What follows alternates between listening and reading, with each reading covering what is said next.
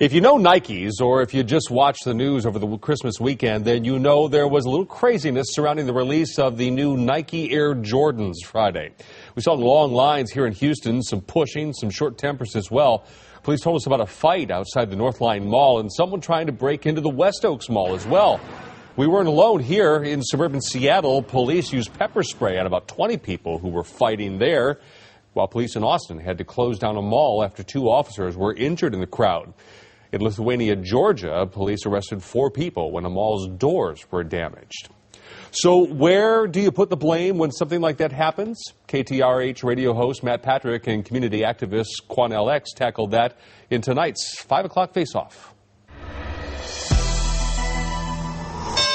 You know, Quanell, the day before Christmas, I'm watching 1,000 people in line outside of sporting goods stores trying to get 100 pairs of $200 Air Jordan throwback sneakers. And as I looked at that line, Quanell, and I know this is going to make you angry, I see African Americans, I see Hispanics, I see a lot of minorities. I also see Caucasians, let's be clear, but I see a lot of minorities waiting to get these $200 sneakers and trampling each other once those doors open. I see small children being trampled. Now, listen, I don't want to lay this all at the feet of the African American or Hispanic community, but what lessons are being taught in the homes that people are willing to trample each other for a $200 pair of throwback sneakers? Matt, what I saw on television was shocking and appalling. Even what I saw on the local Fox television station here covering that madness at the malls. You had young men and women trampling each other, stomping each other into the ground for a pair of Air Jordan sneakers. Then you had some other young men on television here on a local Fox television station calling themselves the Get Money Boys, bragging about how they get money to buy these sneakers. Well, I want to say to those young men,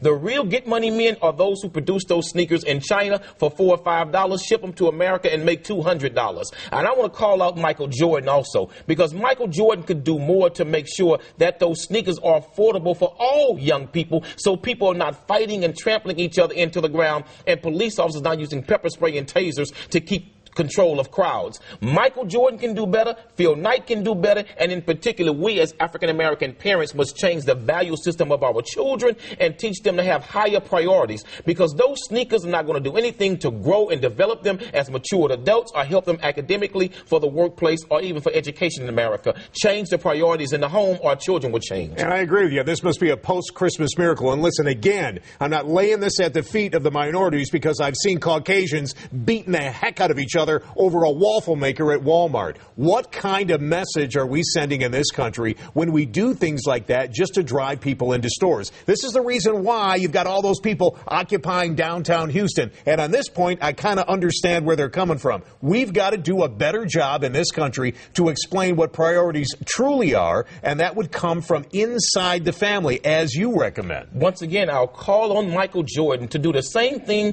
that a great iconic basketball figure here in Houston did, Hakeem Olajuwon. He demanded that his sneaker be affordable for all children. Shaquille O'Neal also demanded that his sneaker be affordable for all children. Stephon Marbury, he demanded that his sneaker be affordable for all children. Michael Jordan can do the same. You've made billions already, brother, off of the minority community. Now give something back and change the value system of the prices on those sneakers so our young people can stop killing one another, fighting each other, and trampling each other to the ground for a sneaker that you paid $10 to make in China and then sell for $200. Michael can do better, Phil Knight can do better, and we as African-American parents in our home must demand better of our children and ourselves. It's a post-Christmas miracle, Quanell.